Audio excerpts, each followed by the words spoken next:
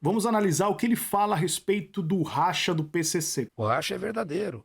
Os caras que ajudaram o Marcola a chegar no poder e veja bem, o PCC tem 30 anos, né, um pouco mais de 30 anos, dos quais 20 anos estão sob a gestão do Marcola. E uma gestão que, durante esses 20 e poucos anos, 22 anos, ela é uma gestão que nunca foi atacada, nunca foi discutida. Embora esse cara tenha, por exemplo, participação na morte do Birosca, o Birosca ajudou esse cara a subir. É um cara aqui, um bandido respeitado em Diadema, em toda a região, né? Chegou a ser dono até de time de futebol, não vou citar o nome. E aí o que Botou acontece? o Bilocha como um cagueta, né? Não foi isso? Na verdade, por que o Birosca foi morto? Porque o Birosca, eu conheço muito bem quem era o Birosca, eu escutava o Birosca também. E ele sempre foi muito contestador. A primeira pisada na bola do Marcola foi quando ele perdoou o Baianinho Vietnã. O Baianinho Vietnã era um cara importante no PCC, um cara da sintonia final, parceiro de todos eles. Só que ficou comprovado lá que o Baianinho Vietnã havia assassinado um integrante para roubar uma biqueira, né? E isso aí é o seguinte, o pau que dá no Chico dá no Francisco. Isso aí está no estatuto. Pode ser o Marcola ou pode ser o cara que entrou hoje, né? Então ele deveria ser morto. Ponto. Excluído e morto. E aí houve um julgamento na época, o Marcola falou, não, esse irmão já fez muito por nós e ele vai ser só excluído, só afastado. Ele foi excluído, continuou na P2, o que é uma coisa assim, você imagina um preso que é excluído, normalmente ele já pede seguro e foge, corre, né, no jargão. Não necessariamente, viu? Não necessariamente, porque eu convivi com muitos ex-irmãos no sistema prisional que eram excluídos. E aqui é um dado interessante. De fato, para esse cara que é excluído da organização criminosa, ele fica parecendo um zumbi ambulante. Mas não que ele vá para o seguro. Uma coisa não tem nada a ver com a outra. Só se ele tiver realmente decretado ali para perder a vida. Agora, caso contrário, for só uma exclusão, ele continua com a massa carcerária. É claro que a moral dele lá dentro fica muito manchada. Ele perde aquela repercussão que ele tinha, porque quando o cara ele é membro de uma organização criminosa, ele é como se fosse um artista dentro do sistema prisional. Quando ele perde esse rótulo, quando ele sai dessa organização, ele realmente fica parecendo um zumbi. As pessoas. É muito louco o comportamento. Os presos mudam o comportamento total com o cara. Por mais que o cara fosse um mano 1000 grau. Então, essa é uma realidade. Mas não que necessariamente o cara é obrigado a ir pro seguro, que é uma informação extremamente equivocada. De vocês, ó, o cara correu da cadeia e vai para uma cadeia de oposição. Ele acabou de cumprir até o semiaberto na P2 de Venceslau, convivendo com todos eles. Excluído e protegido por eles mesmos. Protegido por eles mesmos, quer dizer, passou um pano, né? Isso aqui é um jargão que todo mundo... O Marcola passou um pano. Ele começou a colocar os interesses pessoais dele nisso. Depois teve o assassinato do GG e do Paca. Pouca gente comenta isso, mas hoje eu acho que isso vai acabar vindo à tona. Quando o Paca saiu primeiro em liberdade, depois em 2018, se eu não me engano, ou final de 17 ou início de 18, o GG saiu em liberdade. O GG era o número 1 da rua, com carta branca do Marcola para resolver tudo. O GG chegou no Paraguai, na Bolívia, e viu que estava todo mundo roubando. Colorido roubando, todo mundo milionário. Inclusive o Marcola, o irmão dele, né? Sim. Mas às custas de quem? Quem que paga isso? O PCC que paga. A família que paga. Então ele comprava lá 1 tonelada de droga, 500 quilos era deles, da cúpula, e 500 quilos era da família. Depois não, é 10 toneladas, 8 é nossa e 12 da família. Então todos eles ficaram milionários, roubando o PCC, a verdade é essa. O que tem pro preso em 30 Família, quando anos? tu fala... Quando eu falo família, Sim. eles tratam o PCC como família. A Isso. empresa, a Que organização. vai para distribuir nas bocas de fumo deles. A organização, exatamente. Então, o GG saiu, viu o quê? Que no Paraguai estavam roubando, caiu um avião, ou então a polícia pegou. Sempre pegava o que era da família, o particular não, você entendeu? Caiu, não, aquilo lá fala que é da família. Então, o GG viu isso aí, e o GG viu o seguinte, né? Ele foi para Santos, na Baixada, e viu, pô, os caras estão usando caminhão, avião, helicóptero, tudo nosso, fornecedor nosso, comprando a prazo com dinheiro nosso, e colocando aqui no Porto Santo, e ficando rico. E o PCC não participa de nada, nós não temos droga aqui. Então ele chegou, reuniu o André do Rap, reuniu o Wagner Cabelo Duro, o Vagninho, reuniu o André, o Rick da Baixada, falou, a partir de X dia, esse canal aqui é da família, ok? Ou seja, acabou para vocês.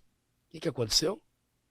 O Fuminho, que só ele colocava 4 toneladas de droga por mês no Porto de Santos, que é um cara que tão poderoso quanto o Marcola, ele é sócio do Marcola. O Fuminho não é irmão, ele não é integrante, ele é comparsa, inclusive, de roubo do Marcola. Cumpriu pena na casa de detenção no Carandiru, fugiu junto com o Marcola. Só que o Marcola foi recapturado, ele nunca mais foi capturado. Foi agora em Moçambique, né, uns anos atrás. E ele não é nem faccionado, né? Nunca foi faccionado. Aliás, mais essa, o PCC é tão bom que o Marcola não deixa o seu irmão, o Marcolinha, o Alejandro, não é faccionado. Não é? Ele não é batizado. Ele é considerado como se fosse, mas não é. Então, mas aqui tem uma questão importante, tem vários pontos que a gente poderia trabalhar, tem alguns pontos aqui que ele fala que ele tem razão, por exemplo, da patifaria, vamos usar um jargão bem direto aqui, uma patifaria que existe nesse meio, o cara roubando o cara, tomando fornecedor, o dinheiro, cara, o dinheiro mexe com a cabeça do ser humano. Às vezes o cara entra com uma visão, ele começa a ganhar mais dinheiro, ele já começa a romper alguns elos, enfim, existe muita patifaria mesmo. Então isso aqui é difícil opinar sem ouvir o outro lado e saber mais a fundo, né, o que de fato aconteceu. Mas fato é que existe sim. Outra questão é as pessoas pensam que todo mundo é obrigado a entrar nessa organização criminosa. E tem alguns caras que estão envolvidos no mundo do crime que ele fala, mano, pra mim não é interessante, eu não quero ter esse compromisso, eu não quero ter esse vínculo, eu vou estar fortalecendo no que eu puder, vou fortalecer aqui em cima de alguma situação que vocês precisarem, mas eu não quero estar vestindo a camisa como existe na gíria, né? Eu quero só simplesmente fazer meu corre aqui, respeito a ideologia de vocês, respeito todo mundo, mas eu quero caminhar de forma independente. Existem muitos caras milionários também que têm essa visão e são respeitados, ninguém é obrigado a nada. É um grande mito que muitas vezes a mídia acaba também contando pra você. O João Cabeludo, que era um cara, um grande traficante, também não era, né? O velho Sarará, que eles falam, também não é. O Marcola não deixou batizar. E o Fuminho também não deixou batizar. Como proteção. Como proteção, O cara não cumprir, se eu cair, você vai morrer, então vai... Mas quem é o Fuminho? O Fuminho é sócio do Marcola. Todo mundo no sistema, os criminosos, sabem na rua que o Fuminho era sócio do Marcola.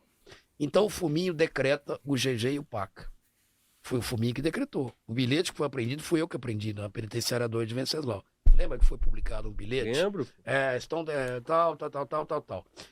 O bilhete era o quê? O Daniel Canônico, cego, mandou verificar quem é que mandou matar o GG e o Paca, descobriram que o Fuminho é que mandou, o Wagner Cabelo Duro, o Rick, e tinha o Nado, mais alguns. Falou, tá todo mundo decretado. Saiu um bilhete assim. Eles eram os autores. Tá todo mundo decretado. Ordem do Paca, do GG, do Fuminho. Não, o Fuminho mandou matar. E aí o Daniel Canônico, ele baixou um salve lá num bilhete, decretando o Fuminho. Pô, o cara mandou matar o irmão, ele tá morto, cara. Entendi. Porque quem não é do PCC, em hipótese nenhuma, poderia matar o irmão. O cara pode estar errado. Ah, por que ele matou? Porque o irmão tá roubando. Peraí, ele não participa do PCC? O que ele tem a ver se o cara tá roubando ou não tá roubando? Você entendeu? Entendi. Mas aí, isso aí, na verdade, o quê? A morte foi porque o GG determinou que a partir de determinado período, o tráfico do Porto Santos era do PCC como organização e não individual. E isso prejudicou o Fuminho, prejudicou o André do Rap, prejudicou o Vagninho Cabelo Duro, cujo helicóptero foi utilizado para transportar o GG da morte, né? E o Paca. E prejudicou o Marcola.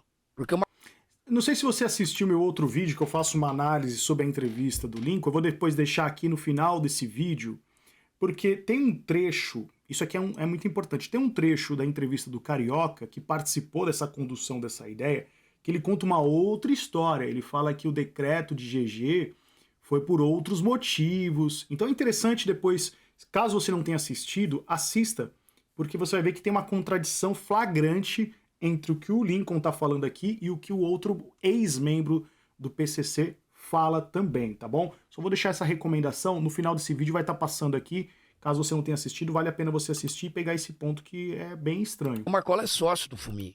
Então, não tinha como o Fuminho ter mandado matar o GG e o Paca com a participação de outros integrantes se ele não é um integrante do PCC, né? E sem o Marcola saber. Então, uma coisa curiosa, os dois foram mortos. O GG do Mangue e o Paca, eles eram sócios em biqueiras e compadres do Roberto Soriano, do Daniel Vinícius Canônico, e do Abel Pacheco de Andrade, Vida louca. ok? Do Vida Louca. Que eram todos integrantes da Sintonia Final. Todos eles integrantes da cúpula. E o que aconteceu? O Vagninho Cabelo Duro foi assassinado, correto? Aqui no Tatuapé. O Galo, que também estava envolvido nessa morte, foi assassinado. Todos integrantes importantes do PCC. O Nado foi assassinado e enterrado de cabeça para baixo. O corpo nunca apareceu. E o tal do Rick da Baixada só não foi morto porque fugiu. E o Fuminho porque estava na Bolívia. Aí vem o Marcola e perdoa os dois. Perdoou. Não, tá perdoado porque os irmãos estavam errados. Cara, mas tá errado isso aí. Até eu, que não sou do PCC, percebi que, como promotor, falou, alguma coisa aí tá errada. Essas ideias aí estão diferentes, né? Quer dizer, Da tem lógica. eu quando dou aula de inteligência, específica para inteligência, Aham. tem uma figurinha, fala, pô, o senhor mandou fazer essa figurinha? Falei, não, isso aqui foi pego num celular de um bandido. E é verdade, tá assim. Tá o Marcola, fala, agora eu quero que mata o GG e o Paca, porque, o cara cortou meu tráfico de Santos, meu e do Fuminho. Então tá decretado, né? Fuminho tá decretado. Pera aí, agora eu não vou decretar, não. Eu Fuminho, não, pô, aí eu também vou me ferrar. Então eu vou perdoar, o Fuminho tá perdoado. Tipo aquelas figurinhas que tem muito comum O na meme. internet, o meme. É o meme. 23h59, é isso. Meia-noite, não. Calma aí, o Fuminho não, né? Pô, do Fuminho, não. Exatamente isso. Sim. É uma brincadeira, mas que é uma brincadeira que pode ser levada a sério. Então, aí tem aquela velha questão aqui, né? Como é que ele tem essas informações? E tem um conceito, num livro que eu recomendo que você leia, estude esse livro, é um livro muito interessante. Eu já li esse livro umas 2, 3 vezes no sistema prisional, chamado A Arte da Guerra. Um dos conceitos da arte da guerra fala que você precisa colocar uma semente de discórdia, implantar, rachar um grupo para que esse grupo fique fragmentado e você tenha mais chances de vencer. O que o Lincoln aplica aqui é um conceito que é tirado do livro A Arte da Guerra. Ele tenta criar uma discórdia, um movimento de ruptura para fragilizar essa organização criminosa e aí sim ele conseguir atacar. Esse aqui é um vídeo já um pouco antigo da entrevista que ele deu lá pro Glauber, tá? Eu gravei a respeito dessa questão da polêmica do racha do PCC há algum tempo atrás também, falando que eu não acreditava, porque começaram a falar, muitos influenciadores vieram aqui e começaram a falar, ixi, agora cuidado, vai ter ataques na rua, vai acontecer isso, a cadeia vai ter rebelião, e não aconteceu nada, e eu já cantei essa bola há muitos meses atrás aqui nesse canal. Falei, cara, eu não acredito nisso. Por isso que eu falo, né? Não tô dizendo que eu sou o dono da razão, mas é importante você ouvir vários pontos de vistas e fazer as suas análises. Porque aqui, claramente, ele cria uma narrativa para poder tentar fragmentar essa organização criminosa. É uma estratégia inteligente, tá bom? Ninguém tá tirando aqui o mérito dele. É um cara inteligente, pensante, tá fazendo o trabalho dele, não tô advogando aqui para ninguém, eu tô só provocando o pensamento crítico, apenas isso. Isso aí nunca foi resolvido. Por quê? Na mesma época, eles foram removidos, todo mundo para federal. Então o assunto ficou pendente. Tem muito assunto pendente lá. Tem a morte do Birosca, Isso que eu ia tem falar. a morte do GG e do Paca, tem a questão do Baianinho, que havia matado um irmão e foi perdoado pelo Marcola. Tem uma situação, você falou que o Birosca foi falar que ele é cagueta, ele falou que o Marcola era cagueta. Mas ele não disse que o Marcola era cagueta. O que ele falou? O Márcio Cristino, que é um colega promotor, hoje procurador, que era um dos primeiros caras do GAECO aqui em São Paulo, escreveu um livro, junto com o Tonholi, que faleceu, o jornalista, dizendo o seguinte, o Marcola, ele era informante do DEIC. Por quê? Porque a Ana Olivato, que é aquela primeira mulher do Marcola advogada, ela era informante do DEIC. Quem passava as informações? O Marcola. Passava para ela, levava pro DEIC. Isso aí não foi eu que falei. E isso, eu tô falando que o Birosca falou lá, falou, tá escrito no livro, precisamos investigar isso aí. Por quê? Cagueta tem que morrer, você sabe disso. Tá escrito no livro. Cara, às vezes as pessoas vêm aqui e me criticam no canal falando que eu sou passador de pano de certas situações. Eu vou explicar uma coisa aqui rapidinho, 30 segundos. Quando eu respondi meu processo, quem me investigou foi o GAECO também, o GAECO de Campinas. Muitas coisas que esses caras colocaram na minha denúncia não eram verdadeiras. Por exemplo, me colocaram como membro do PCC. Eu nunca fiz parte do PCC. Nunca citei, nunca falei, nunca fiz, tá? E dentro do meu processo constava isso e várias outras mentiras que eles colocaram na denúncia. Tinham partes que eram verdadeiras, tá bom? Tanto é que eu respondi por esse processo. Mas boa parte do que eles colocavam, eles achavam coisas, concluíam e fizeram eu responder de forma mentirosa, entende? Então, eu sou um cara crítico a certas posturas do Ministério Público, porque em alguns casos os promotores não trabalham com a verdade, ok? E não tenho problema nenhum de falar isso, porque a gente vai em cima do que é verdade. O que for verdade, legal. O que não for realmente real, verdadeiro, eu vou combater. Esse canal é justamente para isso, para combater as mentiras e as falsas acusações e outros temas que a gente tenta trazer aqui nesse canal. Como é que o líder máximo é cagueta? Né? Por que ela levava informações pro Deik, Ana Olivato, para derrubar o Geleião e o Cezinha? Puta, lá em 2002, né? Então, quer dizer, para você derrubar um cara que era irmão também, mas que você achou que não estava legal a administração deles, vale caguetagem. É? Isso aí tá no livro, não foi eu que falei. Tá no livro do Irmãos, acho que Laços de Sangue, se eu não me engano. Aí você vai acreditar num livro, eu posso escrever um livro e colocar um monte de coisa também. A minha fonte é o livro. A fonte do promotor de justiça, o livro. Ah, mas era um jornalista.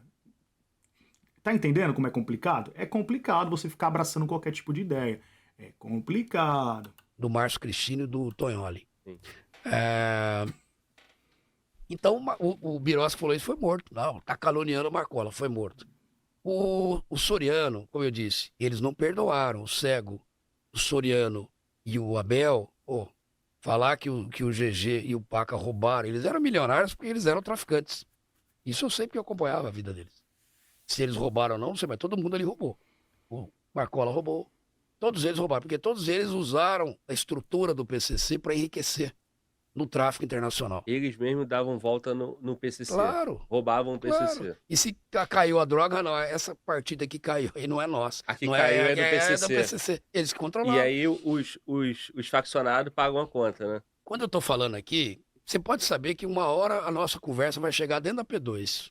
De alguma maneira. Alguém vai comentar lá que um parente viu, ou, sei lá. Às vezes eles recebem eles não têm telefone, mas recebem um pendrive que eles conseguem engatar na TV e ver um filminho e vai ver o seu podcast. E às vezes eu tô falando pra esse ladrão que tá lá. O que eu tô falando pra ele? Você é trouxa.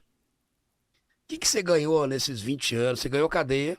O que você tinha lá quando você entrou, que era um ônibus pra levar a tua família pra visitar, andar 600, 700 quilômetros pra visitar você aqui no interior, você tem só isso até hoje. Só que o PCC, quando eu comecei a investigar, faturava 10 milhões de reais por ano. Hoje ele fatura $1 bilhão. Onde é que tá o resto? Tá no bolso de quem? Quer dizer, se é uma SA, não tem que dividir os dividendos aí com todo mundo, né, que faz parte dessa sociedade. Então, a massa carcerária, que é que mantém isso aí, Glauber, não entendeu ainda que eles estão sendo usados pelo Marcola e por todo mundo. Não é? Então, eu preciso levar, através da mídia, essa mensagem. E chega, viu? Eu já vi casos de informantes falando, pô, aquele promotor, os caras me odeiam, né, evidentemente. Mas, o Garquia tá certo nisso aí, viu? Por exemplo, a Operação Sharks, quando eu fiz questão de divulgar, às vezes tem colega policial, pô, o promotor fala muito, tá dando informação sensível de maneira nenhuma. Eu sei exatamente o que eu tô falando e o recado pro governador. Quando eu divulguei que eles mandaram $1 bilhão e 200 milhões pro Paraguai, chegou na P2 e falou, irmão, você tava sabendo disso aí? Eu não, e você? Eu também não. Aí não tinha um criminoso aqui na rua, o 02, que é o Nadim, tá? O Nadim era o 02. Questionou o Tuta, que era o 01, parceiro do Marcola. Pô, meu, que negócio é esse de 1 bilhão? Que negócio é esse de 1 bilhão pra... Bom, eu tenho várias ressalvas aqui a respeito do que, por exemplo, o promotor Lincoln Gakia fala. Uma das questões que foi trocada a ideia aqui, no sentido do quê? Então, se tem ali uma movimentação de uma mercadoria, caso tenha o prejuízo, todos os membros vão pagar essa conta. Isso é uma bobagem gigantesca, não faz sentido nenhum. Porque a questão do comércio ilícito dessas substâncias, ela é uma questão muito mais, digamos, pessoal do cara. Então vamos imaginar que eu fosse membro de uma organização. Eu tenho os meus contatos, tenho os meus fregueses. O lucro que eu tiver adquirido em cima dessas negociações é meu. Eu não tenho que dividir isso com o comando. Não tenho. E conheço vários caras que já tiveram essas ligações e vão comprovar isso. Então há um equívoco tão grande nas informações. Há situações aqui que não tem nada a ver com a vida real. O problema é que quando você vai fazer um contraponto dessa questão, as pessoas elas não estão maduras suficientes para trocar esse tipo de papo. E aí entra as alucinações. É engraçado, eu recebo alguns comentários sempre no final do vídeo de pessoas falando assim, ah, você é um lixo, você é isso, isso e aquilo, porque você defende... Mas nunca essas pessoas rebatem o meu argumento. Sempre vai no pessoal. E a pessoa que não consegue refutar o argumento é porque ela não tem argumento, em primeiro lugar, e ela é uma pessoa fraca num debate. Porque ela tem que tentar desqualificar a pessoa porque ela não consegue desqualificar o argumento. Então, todas as vezes que você contestar um vídeo aqui no canal, você tem total liberdade para contestar. Porém, conteste a ideia, o argumento, o fundamento que eu apresento aqui. Não venha, defensor de bandido, você é isso, você é aquilo. Isso é pior para você, porque mostra que você não tem capacidade de enfrentar o meu argumento. Então, assim, a proposta desse trabalho é só trocar ideia. É só trazer aqui uma provocação para que a gente possa realmente avaliar. Só para encerrar o vídeo de hoje. Quando você passa, eu tenho que usar o Bolsonaro aqui como exemplo. Quando o Bolsonaro ele é acusado de determinados crimes, porque normalmente a galera que me critica são apoiadores do Bolsonaro. Quando o Bolsonaro está sendo acusado pela Polícia Federal, pelo STF, o que essas pessoas dizem? Que as provas não existem, que o Judiciário está perseguindo, que a Polícia Federal está inventando, que essas provas que a Polícia Federal trouxe não vale de nada. Aí quando você inverte o polo, fala assim, você vai usar esse mesmo critério com Marcola ou com outro criminoso? As pessoas, não. Qual que é a lógica disso? Qual que é o fundamento? Ou você acredita nas instituições, ou você acredita em tudo que o promotor está dizendo aqui, você fala, eu acredito nas instituições, no Ministério Público, na Polícia Federal, independentemente de quem eles estejam investigando, eu acredito neles. Legal, isso é coerente. Agora, se o seu argumento muda porque estão investigando uma pessoa que você gosta, que você idolatra, porque você apoia, desculpa, você é uma pessoa hipócrita. Você é uma pessoa hipócrita. Então busque ter coerência naquilo que você vai realmente defender. Tá bom? Deixa seu like nesse vídeo, se inscreva no nosso canal e se você gosta desse tipo de trabalho de react, não se esqueça também de deixar o seu comentário aqui abaixo para contribuir com o nosso engajamento. Muito obrigado pela sua atenção, eu sou Arquimedes Nicastro e esse foi mais um Papo Reto. Até nosso próximo encontro. Valeu!